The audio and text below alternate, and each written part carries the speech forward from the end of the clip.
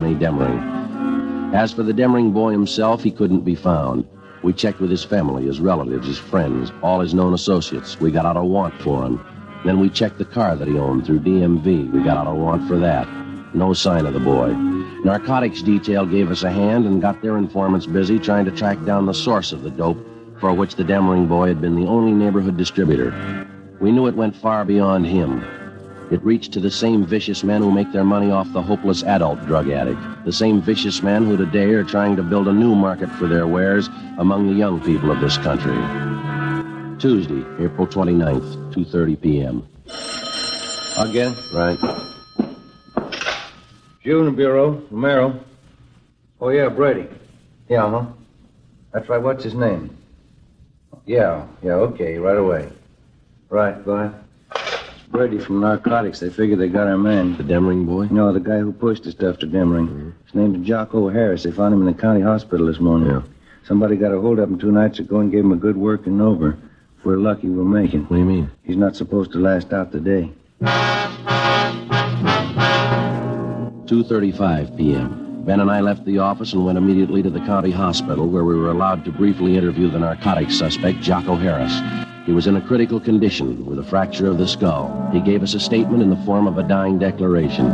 He admitted being the contact man for 17-year-old Johnny Demring, and he admitted also that he had kept the boy supplied with enough narcotics to keep the neighborhood teenage demand for the stuff fully satisfied. Seemed like a good kid.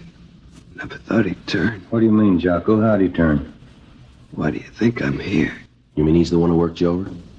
Yeah. Where is he, Jocko? Do you know? No. Do you know where he's staying? Do you have any idea at all? No. Stole all my stuff. Every ounce. What was it, heroin? Yeah. Listen. Yeah? Get him. Fast. He's got enough junk to start a war.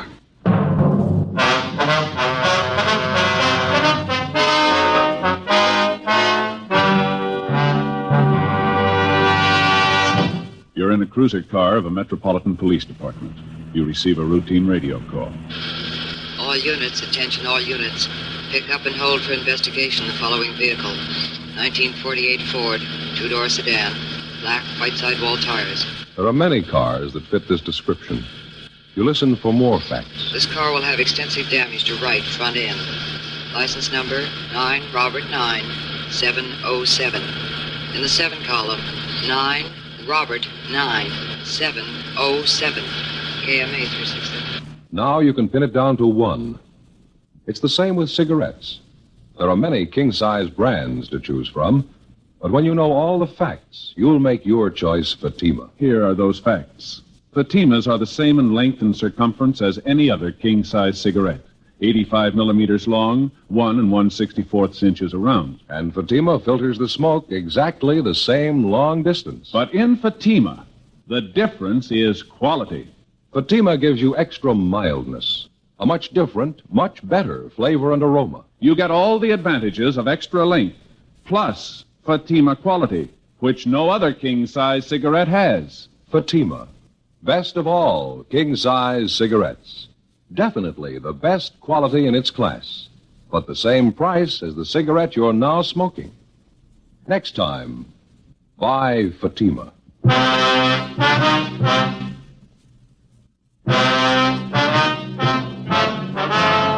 Wednesday, April 30th, 9 a.m. The hunt for 17-year-old Johnny Demring was intensified. To our knowledge, because of the information we'd gained from narcotics peddler Jocko Harris, the teenage youngster had a large store of high-grade heroin, which we knew, because of his inexperience, he was unaccustomed to dealing with. In his hands, the narcotics immediately became a lethal weapon. We knew that Johnny Demring had only one market to deal in, only one type of customer he was acquainted with, the teenager. In previous transactions, we knew that the youngsters received only a low-grade type of narcotic, highly diluted.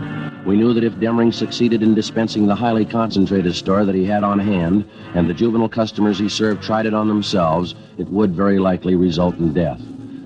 3 p.m. Wednesday. Despite all our efforts, Johnny Demring and the store of high-grade narcotics which he'd hijacked from Jocko Harris were still missing. Wednesday, 12 noon. We began rechecking every one of the possible sources that might lead us to the suspect. One of them was the boy's mother, Mrs. Frances Demring. We talked to her at work. She was employed as a multigraph operator in the mailing department of a large downtown department store. Not since the last time you talked to me, Sergeant. I haven't heard a word from my boy. Nothing at all. Have you heard anything? Well, yes, ma'am, in a way. We've got an idea he's still somewhere in the city. That's why we figured we'd come back and talk to you again. Have you been in touch with your relatives in town recently, Miss Demring? I mean, those that Johnny might possibly contact? Yes, there's just my sister and my mother. Yes, ma'am. I guess it just wasn't to be right from the start. Johnny's father ran away, you know. Tried my best after that. Never seemed to be enough. Suppose there's no getting away from it. A boy needs a father. You can try all you want. They still need a father, some kind of discipline. Mm-hmm.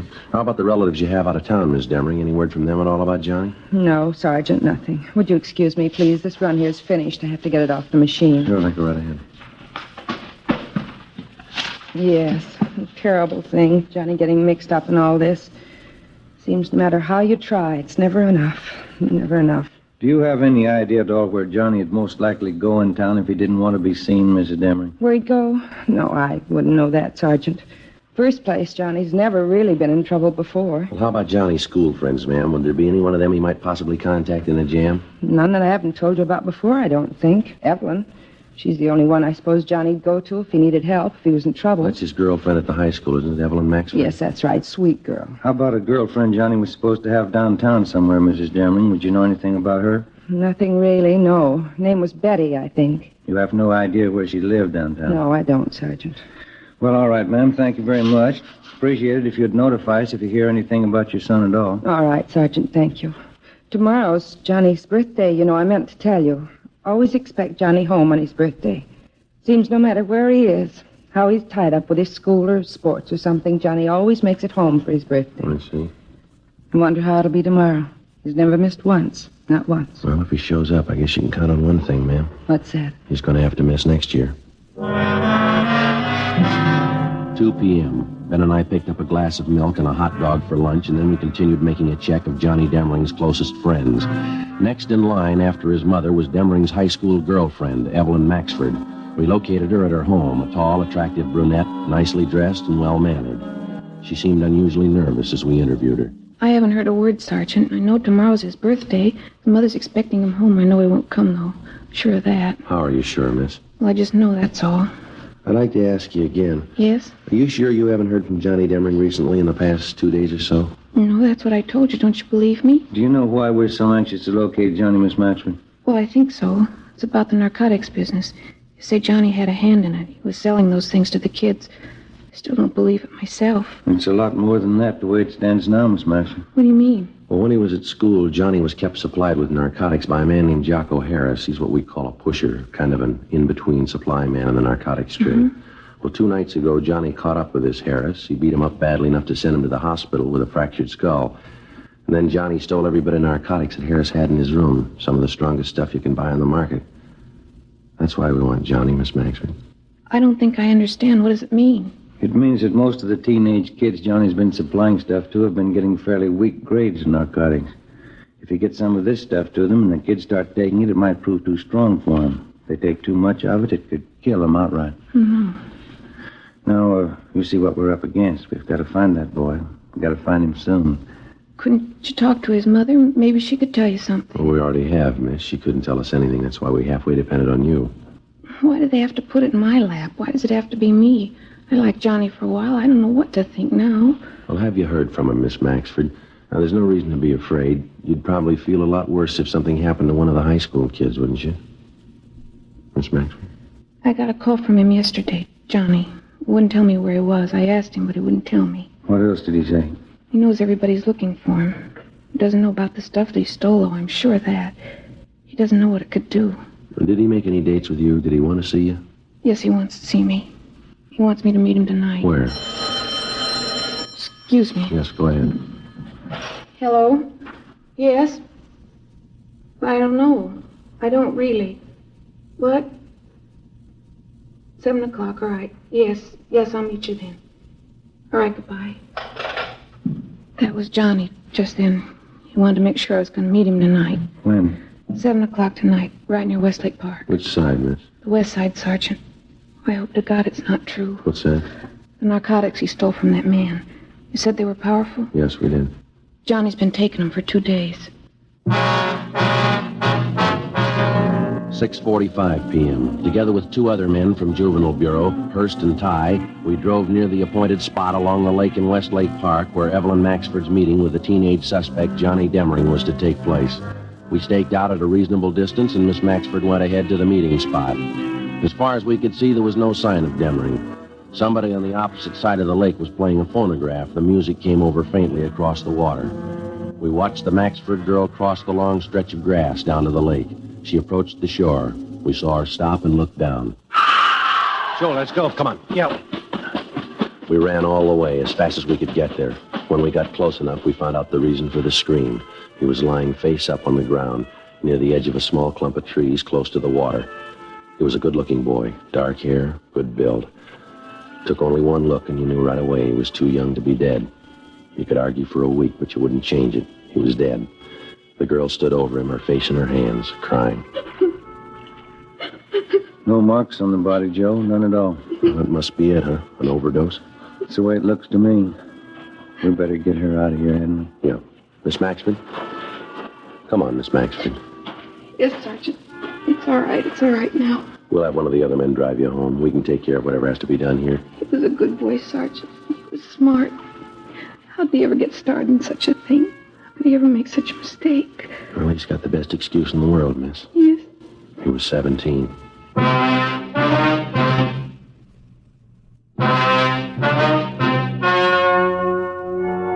The story you have just heard was true. The names were changed to protect the innocent. On May 2nd, a coroner's inquest was held at the county morgue, Hall of Justice, City and County of Los Angeles, State of California. In a moment, the results of that inquest. And now here is our star, Jack Webb. Thank you. Friends, it makes us very happy to know that so many of you have switched to king-size Fatimas. Now, this actual sales report I have here shows that in state after state, more people are smoking Fatimas every day. In the first state, Fatima sales are up 97%. The next state sales up 114%. Still another state, 117%. And still another, 69%. Well, those are just a few. Now, in my opinion, that can mean only one thing, that thousands and thousands of smokers, coast to coast, agree with what we've been saying. Fatima is the best of all king-size cigarettes. If you haven't smoked them yet, remember this. Fatimas cost no more than the cigarettes you've been smoking. Fatima gives you all the advantages of extra length, plus Fatima quality, which no other king-size cigarette has. So tomorrow, buy Fatima.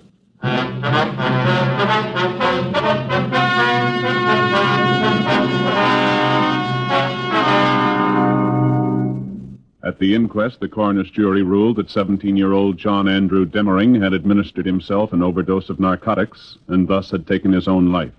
All others involved in the juvenile narcotics ring, a total of 8 persons, were tried and convicted under the State Narcotics Act. They received sentences as prescribed by law and are now serving their terms in the state penitentiary.